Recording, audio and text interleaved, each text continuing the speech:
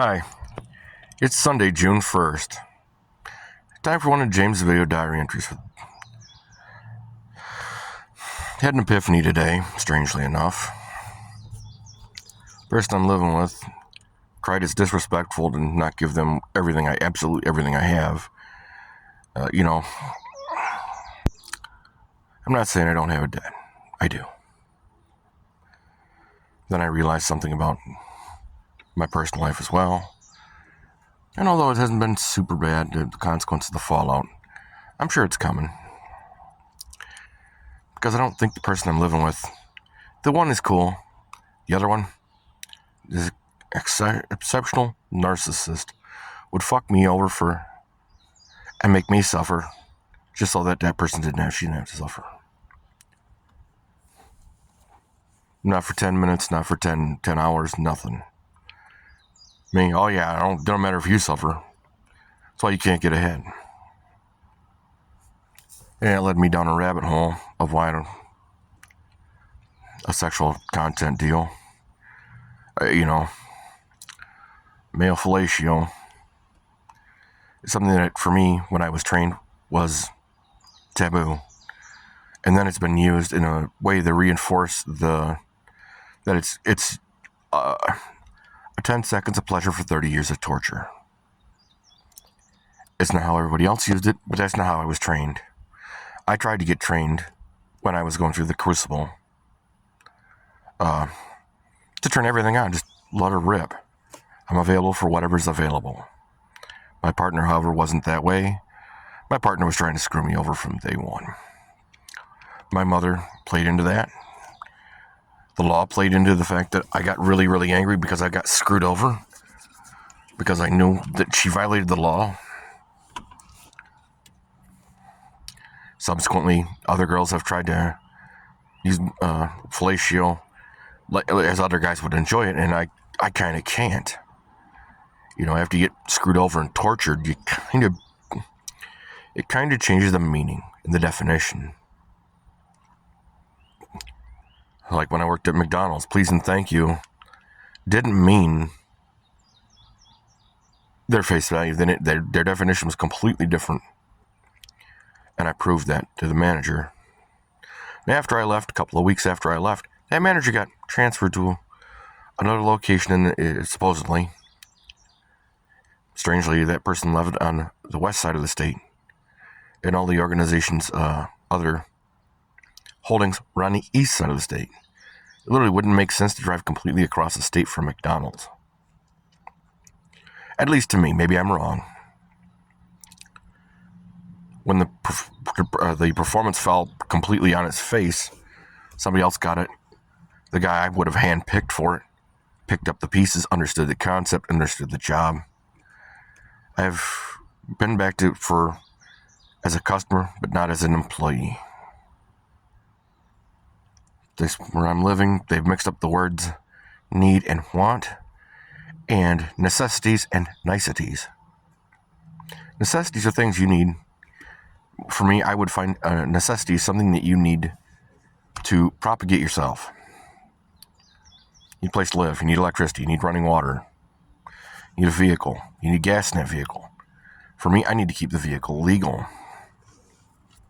I have to not give it to someone whom I know is illegal, who will literally say the first words out of their mouth is, I'm okay.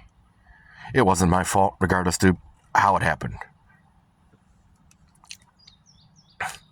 If the situation were reversed, that would not be okay. I know it wouldn't be. That's why I don't let my car out. Once I found out, I don't let my car out, because I can't afford the insurance.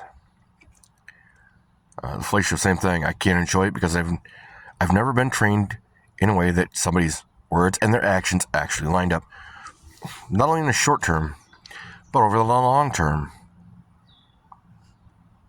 Make a deal for 50, 60 years, it lasts less than 30 days, and then they cry, well, I get to skip all the fun, the stuff that would be work, that would have been the basis of how I get these things, how you can provide these things to me. Leola, same thing.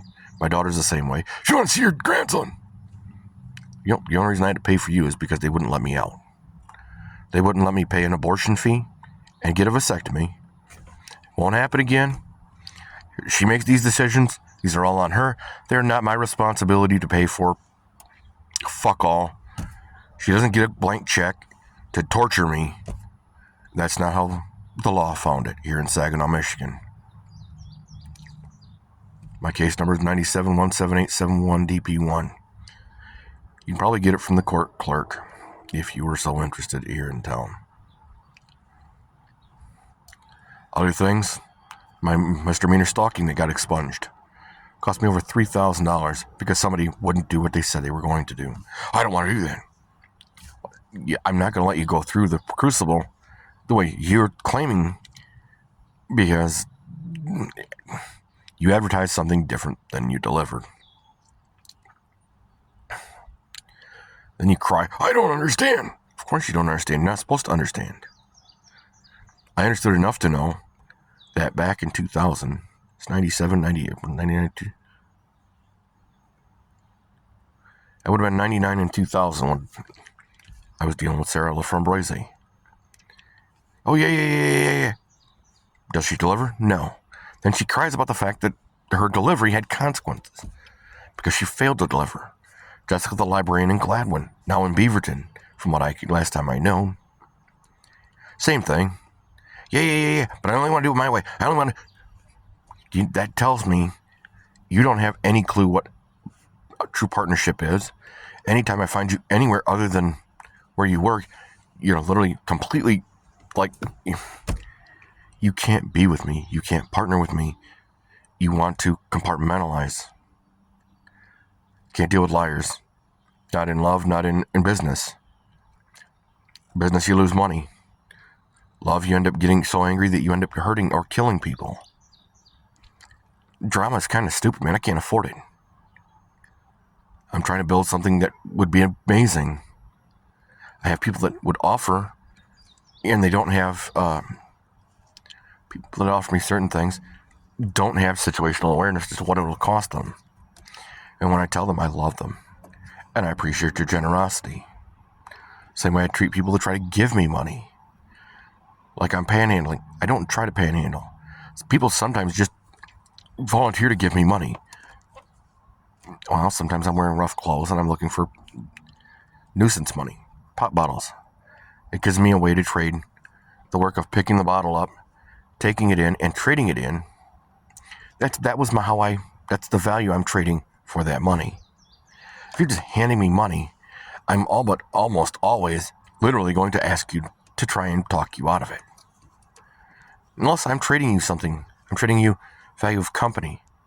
I'm trading you value as a speaker. I'm trading you value as a leader. I'm trading you value as a worker. I'm probably not going to accept your money.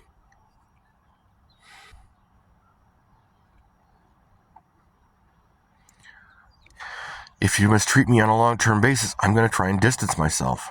Simply because I don't need the drama.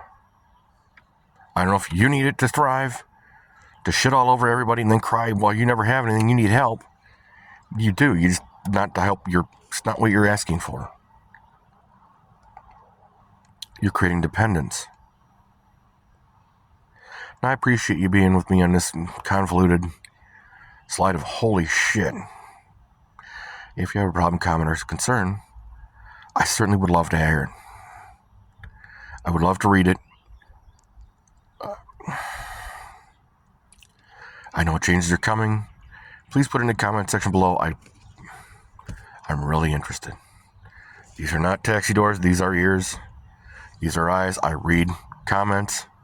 I try to respond to them all. Sometimes YouTube does the weird thing about hiding it. And I'm very appreciative that you're here with me. Even if you're just viewing. I'm grateful that I didn't go kinetic despite the amount of abuse I've taken. Despite my desire. I'm grateful that I had the wherewithal to pull as much of the off of myself stuff out of my way as I possibly can. This isn't to say that I've gotten it all, or that I'll ever be able to get it all. This is not to say that the nightmares will ever go away. They'll lose a lot of their power. The anger will fade as soon as I stop getting provoked. If stupidity stops getting around me, I'll probably prosper. Get a job to get away from where I'm at. I absolutely would love that. Somebody who can do the job they promised, and better, way better. And they only promise a little bit. Not because they can't promise you the world. Because if you promise the world, you're going to expect to deliver to the world. If you only promise a little bit, but you can deliver way better. Like me, I used to oversell myself. And now I don't. I undersell myself intentionally. My mentors taught me that. My mentors taught me don't go after married women. Don't go after women involved in relationships.